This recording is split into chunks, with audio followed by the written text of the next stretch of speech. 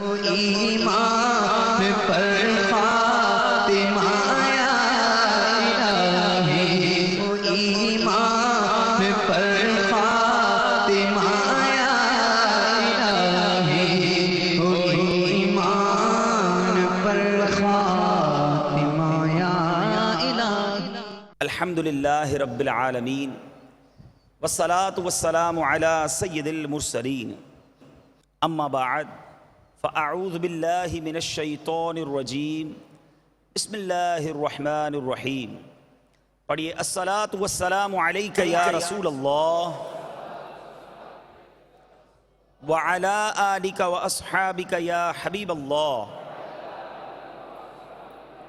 الصلاة والسلام علیک یا نبی اللہ وعلی آلک واصحابک یا نور اللہ۔ آئیے بیان سے پہلے کچھ اچھی نیتیں کر لیتے ہیں کہ نیت المؤمن خیر من عملی، مومن کی نیت اس کے عمل سے بہتر ہوتی ہے۔ تو نیت یہ کرتے ہیں کہ اللہ کی رضا کے لیے اول تا آخر بیان میں شرکت کروں گا، بیان کو توجہ سے سننے کے لیے بات چیت سے بچتے ہوئے ممکن ہوا تو بیان کی تعظیم کی نیت سے 2 زانوں بیٹھ کر بیان سنوں گا۔ تو جن کے لیے ممکن ہو 2 زانوں بیٹھ جائیں ماشاءاللہ، اور پھر جب تھک جائیں تو جیسے آپ چاہیں بیٹھ جائیں۔ درود پاک پڑھنے کے بے شمار فضائل و برکات ہیں۔ بڑی پیاری حدیث پاک حضرت اوس بن اوس رضی اللہ تعالیٰ عنہ سے مروی ہے، فرماتے ہیں رسول اللہ صلی اللہ تعالیٰ علیہ وسلم نے فرمایا تمہارے دنوں میں سب سے افضل دن جمعہ کا دن ہے۔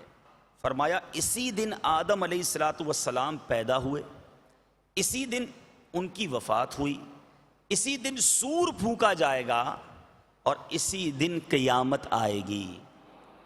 فرمایا اس دن یعنی جمعہ کے دن مجھ پر کثرت سے درود پاک پڑھا کرو، کیونکہ تمہارا درود مجھ پر پیش کیا جاتا ہے۔ صحابہ کرام نے عرض کی یا رسول اللہ صلی اللہ تعالیٰ علیہ وسلم، وصال کے بعد پردہ فرمانے کے بعد یہ درود پاک آپ صلی اللہ تعالیٰ علیہ وسلم پر کیسے پیش کیا جائے گا؟ میرے آقا علیہ السلام نے ارشاد فرمایا اللہ عز و جل نے زمین پر حرام کر دیا ہے کہ وہ انبیاء کے جسموں کو کھائے۔ ایک اور حدیث پاک میں میرے آقا صلی اللہ علیہ وسلم نے فرمایا جمعہ کے دن مجھ پر کثرت سے درود پاک پڑھا کرو، ابن ماجہ کی حدیث، کیونکہ اس دن کثرت سے ملائکہ حاضر ہوتے ہیں، وہ درود مجھ پر پیش کیا جاتا ہے۔ جب بھی کوئی شخص مجھ پر درود پڑھتا ہے تو اس کے فارغ ہوتے ہی وہ درود مجھ پر پیش کیا جاتا ہے۔ میں نے عرض کی کیا آپ کے دنیا سے پردہ فرمانے کے بعد بھی؟ سیدنا ابو دردہ رضی اللہ تعالیٰ عنہ راوی ہیں، کہتے ہیں میں نے عرض کی یا رسول اللہ صلی اللہ تعالیٰ علیہ وسلم آپ کے دنیا سے پردہ فرمانے کے بعد بھی؟ میرے آقا علیہ السلام نے فرمایا کیونکہ اللہ عز و جل نے زمین پر انبیاء کے جسموں کا کھانا حرام کر دیا ہے، اللہ عز و جل کا نبی زندہ ہوتا ہے، اسے رزق دیا جاتا ہے۔ تو زندہ ہے واللہ، تو زندہ ہے واللہ، میری چشم عالم سے چھپ جانے والے۔ اب یہاں موجود اسلامی بھائی بھی اور مدنی چینل کے ناظرین بھی خوب نیت کر لیں کہ انشاءاللہ عز و جل ہم جمعہ کے دن اسپیشلی اور باقی بھی پورا ہفتہ کثرت کے ساتھ درود پاک پڑھیں گے۔ آئیے محبت کے ساتھ درود پاک پڑھ لیں، صلو علی الحبیب صلی اللہ تعالی علی محمد صلی اللہ علیہ وسلم۔ آج اپنے بیان میں جس موضوع کو میں نے زیادہ آپ کی طرف جس کے لیے مدنی پھول پیش کرنے ہیں وہ ہے معراج کے دن ہمارے لیے کیا تحفہ ملا، معراج کا تحفہ کیا ہے امت مصطفیٰ صلی اللہ تعالیٰ علیہ وسلم کے لیے، اس پر انشاءاللہ چند مدنی پھول حاصل کریں گے۔ پیارے آقا صلی اللہ تعالیٰ علیہ وسلم معراج کی شب جب تشریف لائے تو میرے آقا کو اس رات 3 خاص انعامات مرحمت ہوئے۔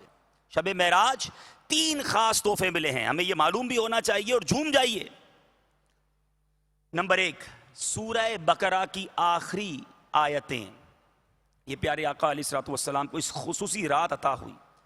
نمبر 2 یہ خوشخبری کہ آپ صلی اللہ تعالیٰ علیہ وسلم کا امت کا ہر وہ شخص جس نے شرک نہ کیا ہو وہ بخش دیا جائے گا۔ اور تیسرا عظیم تحفہ میرے آقا علیہ السلام کو امت کے لیے 50 نمازیں عطا ہوئیں۔ میرے آقا تشریف لائے، حضرت موسیٰ علیہ السلام نے عرض کی آپ کی امت سے ان 50 نمازوں کا بار نہ اٹھایا جائے گا،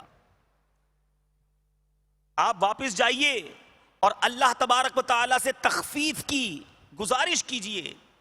حضرت موسیٰ علیہ السلام کے مشورے سے چند بار آپ بارگاہ الہی میں جاتے آتے رہے اور عرض پرداز ہوتے رہے، یہاں تک کہ صرف 5 نمازیں باقی رہ گئیں، اور اللہ تبارک و تعالیٰ نے میرے آقا علیہ السلام سے فرمایا میرا قول بدل نہیں سکتا، اے محبوب آپ کی امت کے لیے نمازیں تو 5 ہوں گی، مگر میں آپ کی امت کو ان 5 نمازوں پر 50 نمازوں کا اجر و ثواب عطا فرماؤں گا۔ پڑھو 5، ثواب ملنا ہے 50 کا۔ اب بتائیے میرے پیارے اسلامی بھائیوں، آج اس تحفے کو ہم نے کتنا سنبھال کر رکھا ہے؟ یہ شب معراج کا تحفہ ہے ہمارے لیے۔ تمام اسلامی بھائی غور کریں، اسلامی بہنیں جو مدنی چینل پر یہ سلسلہ دیکھیں وہ بھی غور کریں کہ نماز شب معراج کا تحفہ، مگر آج مسلمان نماز سے دور ہے۔ پورے دن میں اسے 5 وقت، ٹائم ہی کتنا لگتا ہے کبھی غور کریں، ڈبل 12 گھنٹے ہیں ہمارے پاس، ساری نمازوں کا وقت بھی ملا لیں تو 1 گھنٹہ، چلیں بھائی بہت تسلی سے پڑھیں تو 1.5 گھنٹہ، 22.5 گھنٹے دوسرے کاموں کے لیے ہیں، ہم نماز کے لیے وقت نہیں نکال سکتے۔ ایسا نہیں، بہت سخت گناہ۔ اور ذرا سوچئے، میرے آقا صلی اللہ تعالی علیہ وسلم فرماتے نماز پڑھو میری آنکھوں کی ٹھنڈک ہے۔ آقا کی آنکھوں کی ٹھنڈک نماز، اور غلام نماز کے وقت سویا رہے، نماز کی پرواہ نہ کرے۔ بے نمازی وہ اچھا انسان نہیں، مرنے کے بعد کہیں بہت بڑی آفت میں گرفتار نہ ہو جائے۔ اے مسلمانوں، نماز کے دامن کو تھام لو، نماز ہماری زندگی کا ایسا حصہ بنا لو۔ دیکھیں، اگر کسی نے ناشتہ نہ کیا ہو تو دوپہر کے بعد لوگوں سے کہتا پھرتا یار آج طبیعت ٹھیک نہیں، بڑی بھوک لگ رہی ہے، ناشتہ نہیں کیا۔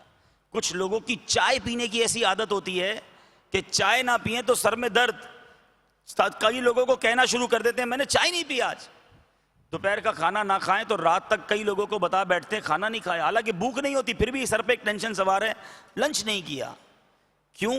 ہم نے ان کاموں کو اپنی زندگی کا ایسا حصہ بنا لیا ہے کہ ہمیں کسی کو بتانا نہیں پڑتا۔ کوئی ہمیں کہتا نہیں بھائی ناشتہ کر لو، ارے بھائی اب صبح ہو گئی چائے نہیں پی، چائے پی لیں، کوئی نہیں کہتا۔ ڈیلیبریٹلی، دانستہ ہم خود ہی کرتے چلے جاتے ہیں، خود ہی تلاش کرتے ہیں کھانا، لنچ، ڈنر، ہماری زندگی کی ضروریات ہے یہ۔ اللہ خوش رکھے ان لوگوں کو، سلامت رکھے ان لوگوں کو۔ ایسے لوگ یہاں موجود ہیں، میں یہاں بھی ایسے اسلامی بھائی پاتا ہوں کہ جن کی نماز ایسی عادت بن جاتی ہے، برسوں سے نماز پڑھ رہے ہوتے ہیں کہ اب اگر نماز نہ پڑھی ہو نا تو ان کو بے چینی شروع ہو جاتی ہے۔ ایسا ہوتا ہے، کبھی ظہر کی جماعت نکل گئی، اب تھوڑی دیر بعد ایسا لگتا ہے اندر سے یاد آتا ہے ظہر نہیں پڑھی، ٹائم تھوڑا ہے، ظہر پڑھنی ہے۔ آپ نے دیکھا ہوگا ایسے لوگ ہیں، ایسا ہوتا ہے کہ نماز نہیں پڑھی تو اب بار بار یاد آ رہا ہوتا ہے، جب تک نماز نہ پڑھے سکون نہیں ہوتا۔ کبھی عشاء کی جماعت نکل گئی، اب فوراً بار بار یاد آتا ہے عشاء پڑھنی ہے، سونے سے پہلے عشاء پڑھنی ہے، عشاء نہ چلی جائے۔ تو ایسے کیسے ہوا کہ کچھ لوگ وہ ہیں جن کو کہہ کے تھک جاؤ نماز نہیں پڑھتے، اور کچھ وہ ہیں جن کے دل سے بار بار آواز آتی ہے نماز پڑھ لو۔ What is the difference? Difference یہ ہے کہ ان لوگوں نے نماز کو اپنی زندگی کا حصہ بنا لیا ہے، ان کو چین نہیں آتا اگر وہ نماز نہ پڑھیں۔ تو اب میں نے اور آپ نے یہ سوچنا ہے، اے پیارے آقا علیہ السلام کے غلاموں، معراج کا تحفہ ہے یہ امت مصطفیٰ صلی اللہ تعالی علیہ وسلم کے لیے نماز کو اپنی زندگی کا حصہ بنا لو۔ نماز کو مت کہو کہ مجھے کام ہے، میں مصروف ہوں، اپنی مصروفیت اور اپنے کام سے کہہ دو کہ مجھے نماز ادا کرنی ہے۔ نمازی کو کیسے کیسے انعام و اکرام ملیں گے سنیے اور جھومتے چلے جائیے۔ قرآن مجید فرقان حمید میں جا بجا نماز پڑھنے والوں، زکوٰۃ دینے والوں کو کیسے کیسے انعام کی نویدیں، بشارت، خوشخبریاں دی گئیں۔ چنانچہ پارہ نمبر 6 سورہ نساء آیت نمبر 162 میں 162 میں ارشاد ہوتا ہے وَالْمُقِيمِينَ الصَّلَاةَ وَالْمُؤْتُونَ الزَّكَاةَ وَالْمُؤْمِنُونَ بِاللَّهِ وَالْيَوْمِ الْآخِرِ أُولَئِكَ سَنُؤْتِيهِمْ أَجْرًا عَظِيمًا۔ ترجمہ کنز ایمان، اور نماز قائم رکھنے والے اور زکوٰۃ دینے والے اور اللہ عز و جل اور قیامت پر ایمان لانے والے، ایسوں کو ان قریب ہم بڑا ثواب دیں گے۔ قرآن کا وعدہ ہے۔ اے میرے پیارے اسلامی بھائیوں، ایک اور جگہ رب عز و جل قرآن مجید فرقان حمید میں ارشاد فرماتا ہے وَأَقِيمُوا الصَّلَاةَ وَآتُوا الزَّكَاةَ وَأَطِيعُوا الرَّسُولَ وَأَطِيعُوا الرَّسُولَ لَعَلَّكُمْ تُرْحَمُونَ، اور نماز برپا رکھو اور زکوٰۃ دو اور رسول کی فرما برداری کرو، اس امید کہ تم پر رحم ہو۔ رحم کون نہیں چاہتا؟ ہم اپنے رب کے رحم و کرم کے سوالی ہیں، تو نماز کا دامن نہ چھوڑو۔ کہیں ایسا نہ ہو کہ جب رحم کی ضرورت، کرم کی حاجت ہو، ارے ہر مسلمان کو، ہر شخص کو قیامت کے دن رحم و کرم کی ضرورت ہوگی، کہیں اس دن رحم نہ ہو کیونکہ نمازیں نہ پڑھی، کہیں اس دن ہمیں جہنم میں جانے کا حکم نہ سنا دیا جائے۔ خدارا نماز کی اہمیت کو سمجھیے۔ میرے آقا صلی اللہ تعالی علیہ وسلم نے کتنے پیارے انداز میں، بخاری شریف کی حدیث ہے، سیدنا ابو ہریرہ رضی اللہ تعالی عنہ راوی ہیں، فرماتے ہیں کہ میں نے شہنشاہ خوش خصال، پے کرے حسن و جمال، دافع رنج و ملال، صاحب جود و نوال، رسول بے مثال، بی بی آمنہ کے لال صلی اللہ تعالی علیہ وسلم کو فرماتے ہوئے سنا ہے کہ تمہارا کیا خیال ہے اگر تم میں سے کسی کے دروازے پر نہر ہو اور وہ روزانہ 5 مرتبہ اس میں غسل کرے تو کیا اس کے جسم پر میل بچے گا؟ کتنا خوبصورت سوال ہے۔ گھر کے باہر نہر ہو اور 5 ٹائم غسل کرے تو کیا اس کے جسم پر کوئی میل بچے گا؟ صحابہ کرام علیہم رضوان نے عرض کیا اس کے بدن پر تو کچھ میل نہ بچے گا۔ سرکار دو عالم صلی اللہ تعالی علیہ وسلم نے ارشاد فرمایا یہی مثال ان 5 نمازوں کی ہے کہ اللہ عز و جل ان کے سبب گناہوں کو مٹا دیتا ہے۔ ذرا سوچو تو صحیح، گھر کے باہر رحمت کی نہر بہہ رہی ہے، فجر سے لے کر ظہر تک اگر کچھ غلطیاں ہو گئیں، ظہر کی نماز پڑھو، رحمت کی نہر میں نہا لو، انشاءاللہ وہ گرد و غبار، وہ گناہ صاف ہو جائیں گے۔ ظہر سے عصر تک اگر کچھ گرد و غبار لگ گیا، پھر رحمت کی نہر میں نہا لو، پھر جناب وہ گرد و غبار، وہ آلودگیاں صاف، مغرب میں پھر رحمت کی نہر، عشاء میں پھر رحمت کی نہر میں غسل کر لو۔ ارے جبھی تو کہا جاتا ہے کہ نماز پابندی سے پڑھنے والے کے چہرے پر نور ہوتا ہے، عبادت کا نور جھلکتا ہے۔ ارے نمازی، صحیح نماز پڑھنے والا دور سے پہچانا جاتا ہے کہ یہ پابند سے نماز پڑھنے والا ہے۔ اب سوچئے جو بندہ کئی ہفتوں تک نہ نہائے، پورا ہفتہ نہ نہائے اور گرد و غبار لگتا رہے تو چہرہ کیسا ہو جانا ہے، جسم کا کیا حال ہونا ہے، کپڑوں کا کیا حال ہونا ہے۔ اب ایسے بھی لوگ ہیں جو فقط جمعے کی نماز ہی پڑھتے ہیں۔ سوچیں آپ پورا ہفتہ رحمت کی نہر میں غسل نہیں کر رہے، نہ جانے کتنا گرد و غبار جمع ہو رہا ہے۔ تو یہ سمجھانے کے لیے کتنی پیاری پیاری مثالیں میرے آقا صلی اللہ تعالی علیہ وسلم نے عطا فرمائی ہیں۔ تو ہمیں پابندی کے ساتھ نماز پڑھنی ہے، نماز کو چھوڑنا نہیں۔ اب وہ خوش نصیب جو نماز باجماعت پڑھتے ہیں، مسجد کی طرف چلتے ہیں، وہ بھی سنتے چلے جائیں۔ سرکار دو عالم صلی اللہ تعالی علیہ وسلم کا فرمان، سیدنا ابو ہریرہ رضی اللہ تعالیٰ عنہ راوی ہیں، موطا امام مالک کی حدیث پاک ہے کہ میرے آقا نے فرمایا جس نے کامل وضو کیا اور نماز کے ارادے سے چلا تو جب تک اس کی نماز کی نیت باقی ہے وہ نماز میں ہے، اور اس کے پہلے قدم کے عوض ایک نیکی لکھی جاتی ہے، دوسرے قدم کے عوض ایک گناہ مٹا دیا جاتا ہے۔ جب تم میں سے کوئی اقامت کی آواز سنے تو ہرگز تیز قدم نہ چلے، اور بے شک تم سے زیادہ ثواب والا وہ ہے جس کا گھر مسجد سے دور ہے۔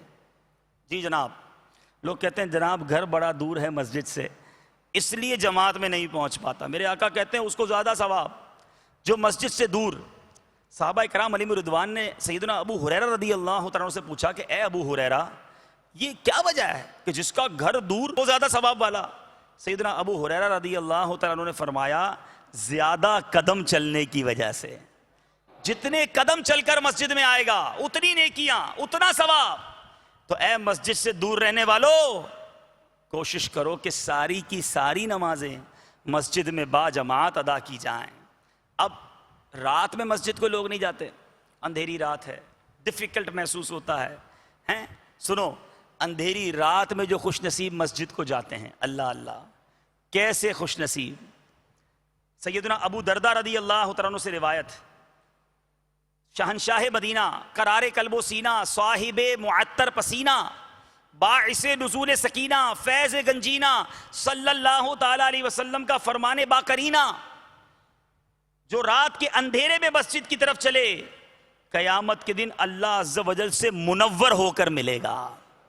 یعنی گویا نور والا اس کا چہرہ ہوگا. ایک اور حدیث پاک، جو رات کے اندھیرے میں مسجد کی طرف چلے گا اللہ عز و جل قیامت کے دن اسے اپنے نور کی زیارت کروائے گا.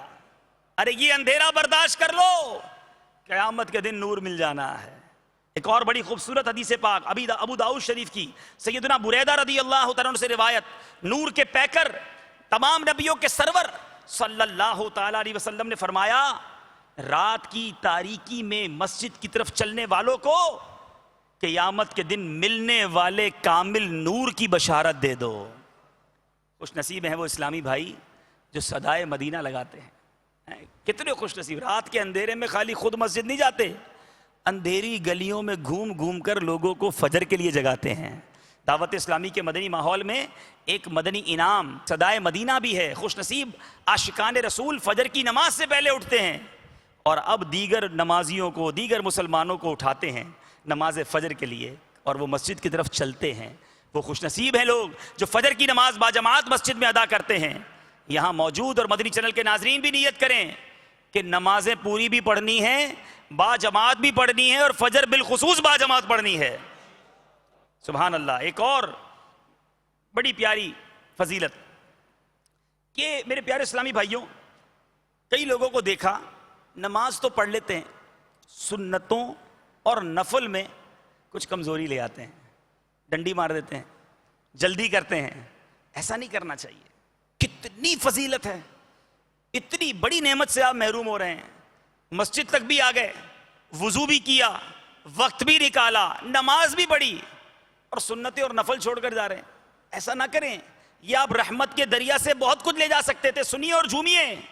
فرض نماز کی تو کیا ہی شان ہے. ارے جو فرض کے ساتھ سنتیں اور نوافل ہیں ذرا ان کے فضائل بھی سنتے جائیے.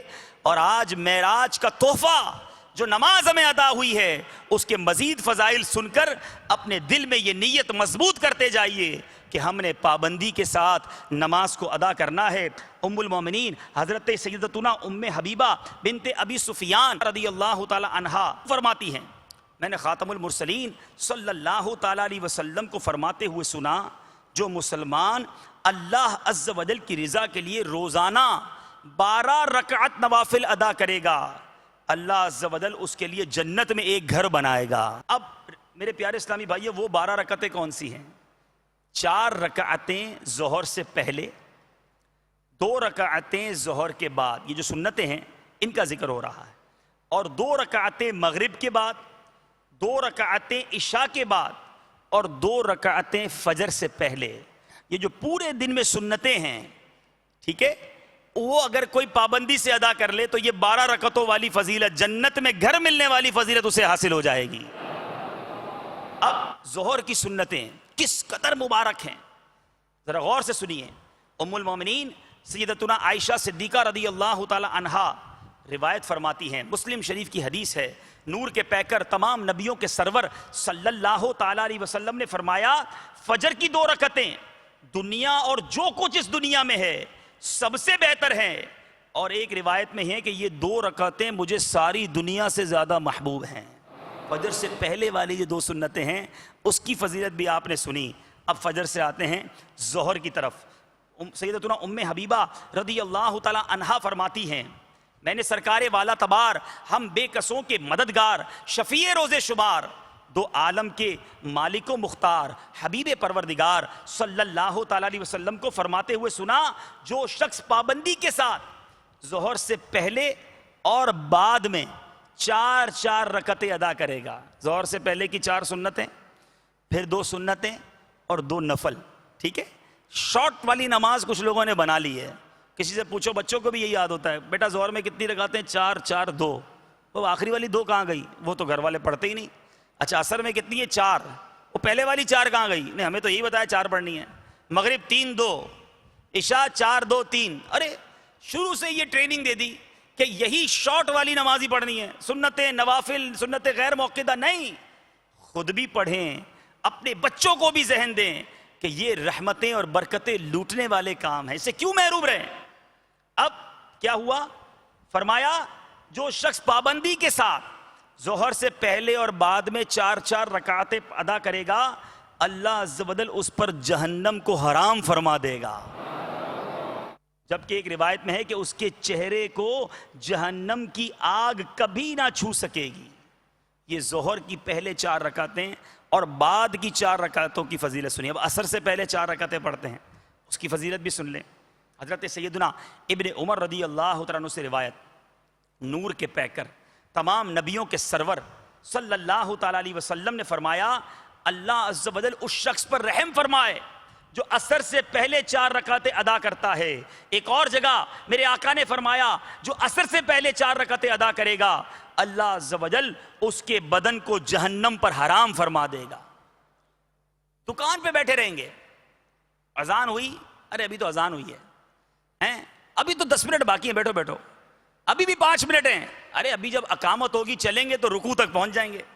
بالکل لاسٹ مومنٹ میں مسجد میں آنا ہے، باتیں کر رہے ہیں، ٹیلی فون پر بات، مستی مذاق کا وقت. ارے اگر 10 منٹ پہلے آ گئے، 4 رکعتیں ادا کر لیں اور یہ فضیلت مل جائے کہ اس کے گناہ معاف کر دیے جائیں گے، اور کئی جگہوں پر جہنم سے نجات کا مشتہ مل رہا ہے. تو میرے پیارے اسلامی بھائیوں، یہ سودا مہنگا نہیں ہے. نیت کریں انشاءاللہ اب نمازوں سے پہلے اور بعد کے سنتیں اور نوافل بھی ادا کروں گا. قربان جائیے امیر اہل سنت پر. یہ مدنی انعامات کیسا تحفہ دے دیا. اب جب سے میں فضائل بیان کر رہا ہوں، نمازوں کے فضائل، ہمارا یہ بھی سوال ہے کہ جناب آپ نے 5 وقت با جماعت تکبیر اولیٰ کے ساتھ نماز پڑھی یا نہیں؟ باپا نے یہ تحفہ بھی ہمیں دیا، ہم پابند ہو جائیں تو یہ فضیلتیں مل گئیں. پھر سنتیں اور نوافل ادا کرنے والا الگ مدنی انعام کہ قبلیہ سنت بعدیہ نوافل ادا کیے کہ نہیں کیے، اشراق چاش کی الگ نیتیں، تہجد کی الگ نیتیں. گویا اگر ہم مدنی انعامات کا دامن تھام لیں تو یہ کتنی ساری احادیث میں جو فضائل ہیں، جو انوار و تجلیات ہیں، وہ ہمیں ایک مدنی انعام کے رسالے پر عمل کرنے میں مل سکتی ہیں. تو نیت کریں کہ روزانہ فکر مدینہ کر کے 72 مدنی انعامات پر عمل کرنے کی کوشش کروں گا. چلیں عصر کی سنی ہے تو مغرب کی بھی سن لیں. فضیلت برکتیں دیکھتے جائیے. یہ کتنی بڑی نعمت ہے نماز، مگر آج مسلمان نماز سے دور بھاگتا ہے. نہیں، نماز آپ کی زندگی کا جزو لا ينفق ہونا چاہیے. آپ کی زندگی کا ایک ایسا جز ہونا چاہیے جو جدا نہ ہو سکے. حضرت سیدنا ابو ہریرہ رضی اللہ عنہ سے روایت ہے، ابن ماجہ کی حدیث ہے، میرے آقا صلی اللہ تعالی علیہ وسلم نے فرمایا جو مغرب کے بعد 6 رکعتیں اس طرح ادا کرے کہ ان کے درمیان کوئی بری بات نہ کہے تو یہ 6 رکعتیں 12 سال کی عبادت کے برابر ہوں گی. ایک اور جگہ سیدنا عمار بن یاسر فرماتے ہیں کہ میں نے سرکار دو عالم صلی اللہ تعالی وسلم کو نماز مغرب کے بعد 6 رکعتیں ادا کرتے دیکھا. آپ صلی اللہ تعالی علیہ وسلم نے فرمایا کہ جو مغرب کے بعد 6 رکعتیں ادا کرے گا اس کے گناہ معاف کر دیے جائیں گے اگرچہ سمندر کے جھاگ کے برابر کیوں نہ ہو. اب بتاؤ اس قدر بابرکت ہیں مغرب کے بعد کے 6 نوافل. اب عشاء میں 4 رکعتیں عشاء کے فرض سے پہلے ہیں، بہت کم لوگ پڑھتے ہیں. اتنا کچھ ملتا ہے اور میں روز چھوڑ دیتا ہوں. آپ کو کوئی کہے جناب آپ نے اپنی دکان پر یہ کام کر رہے ہیں نا، روزانہ ایک چھوٹا سا کام یہ بھی کر لیں آپ کے پیسے ڈبل ہو جائیں گے. آپ بولیں یار ایک کیوں دے رہے ہو، 2 دے دو، پیسے 3 گنا کر دینا. تو جب کسی تھوڑے سے کام کرنے سے بینیفٹ زیادہ ہو وہ کام ہم فوری کر لیتے ہیں. اب مسجد میں آ کر وضو کر کے نماز پڑھنے آئی گئے اب پھر سنتیں چھوڑ دی، نفل چھوڑ دیا، اتنی بڑی فضیلت چھوڑ دی. عشاء سے پہلے کے 4 سنتیں. میرے پیارے اور محترم اسلامی بھائیوں، حضرت انس رضی اللہ تعالیٰ عنہ سے روایت، شہنشاہ ابرار صلی اللہ تعالیٰ علیہ وسلم نے فرمایا ظہر سے پہلے 4 رکعتیں عشاء کے بعد 4 رکعتیں ادا کرنے کی طرح ہیں، اور عشاء کے بعد 4 رکعتیں ادا کرنا شب قدر میں 4 رکعتیں ادا کرنے کے برابر ہے. شب قدر کی 4 رکعتوں سے برابر. اسی طرح میرے پیارے اور محترم اسلامی بھائیوں، خوش نصیب ہیں وہ لوگ جو رات کو بھی تہجد پڑھتے ہیں. اللہ تعالیٰ ہمیں تہجد کی توفیق عطا فرمائے.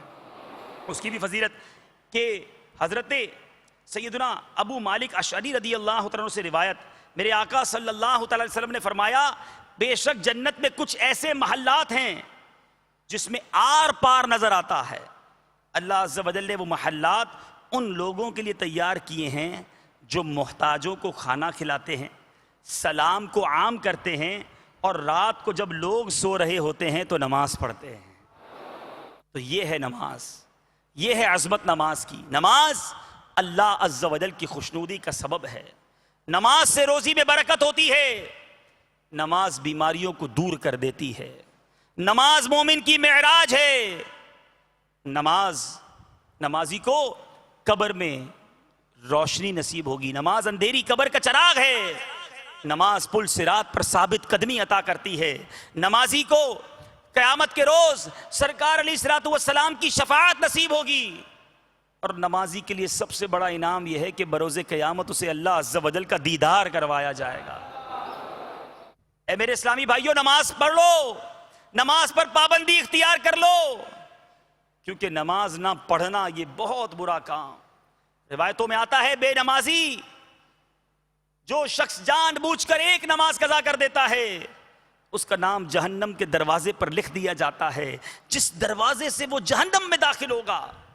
ذرا سوچیں، میں دنیا میں رہوں اور اللہ نہ کرے کہیں میرا نام جہنم کے دروازے پر نہ لکھ دیا جائے. روایتوں میں آتا ہے بے نمازی کو قبر اس طرح دبائے گی کہ اس کی پسلیاں ٹوٹ پھوٹ کر ایک دوسرے میں پیوست ہو جائیں گی. بے نمازی کی قبر میں گنجا سانپ مسلط کر دیا جائے گا جو قیامت تک اسے نماز نہ پڑھنے کے سبب مارتا رہے گا. عذاب کیسے برداشت کریں گے؟ خدا را توبہ کر لو. شب معراج کو نبی پاک کو نماز کا تحفہ ملا ہے امت کے لیے.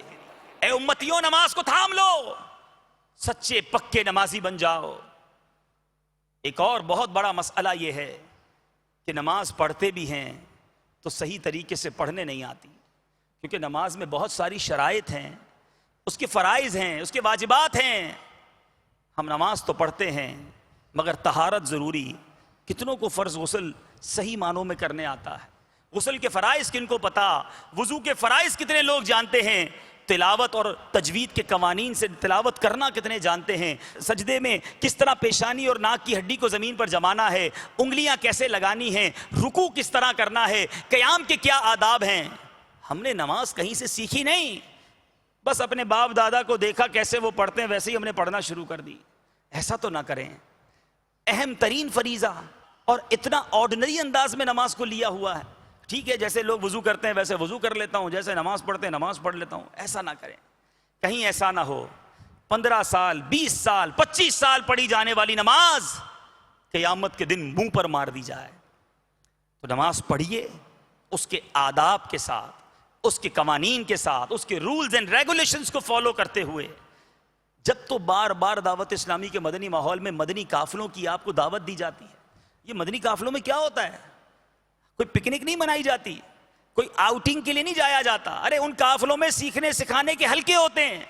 بندہ اپنے کاروبار اپنے گھر بار کو چھوڑے اور 3 دن کانسنٹریشن کے ساتھ، دھیان کے ساتھ مسجد میں بیٹھ کر یہ سیکھے کہ نماز کیسے پڑھنی ہے، یہ سیکھے کہ وضو کیسے کرنا ہے. اپنے قرآن پاک اپنی تلاوت میں اگر کچھ غلطیاں ہیں مخارج کی وہ ٹھیک کر لے. آج 30 سال 40 سال 50 سال کے بزرگ میرے پاس بیٹھے ہیں. ذرا سوچیں، اتنی عمر ہماری گزر گئی، کیا تجوید کے ساتھ قرآن پاک پڑھنا آیا؟ کیا نماز کے احکام صحیح معنوں میں ہم نے سیکھ لیے؟ جو مدنی چینل کے ناظرین ہیں وہ بھی غور کریں. آج دنیا بھر کے بہت سارے معاملات آپ کو آتے ہیں، بہت سارے سافٹ ویئرز، بہت ساری جناب زبانیں آپ جان گئے، لیکن نماز کس طرح پڑھنی ہے اس کے بارے میں ہم نے کیا سوچا؟